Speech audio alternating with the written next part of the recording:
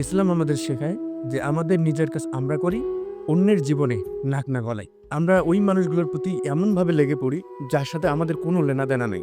মেয়েটার কেন বিয়ে হচ্ছে না? আপনাদের বাচ্চা কির জন্য হচ্ছে না? আপনার বিজনেসে কত টাকা ইনকাম করে ফেলছেন? এক্সামে কতটা পয়েন্ট পেয়েছেন? এবং ছেলেদের কতটা বেতন? আপনার ফ্যামিলিতে কি সমস্যা রয়েছে?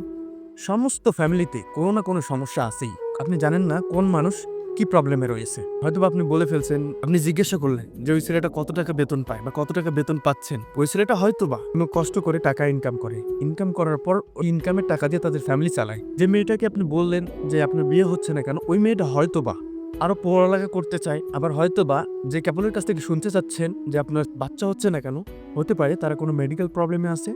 আপনার এতটা জরুরি না যে কারো পার্সোনাল বিষয় এতটা জানা আপনার দরকার। আপনি আপনার জীবনকে ফোকাস করেন, আপনার জিন্দেগি নিয়ে ভাবেন, লাইফ নিয়ে চিন্তা করেন। অন্যদের লাইফ নিয়ে এতটা চিন্তা করার জন্যে ইসলাম আপনাকে এতটা দায়িত্ব দেয়নি। অন্যদের লাইফ নিয়ে এত চিন্তা করা বাদ দিন।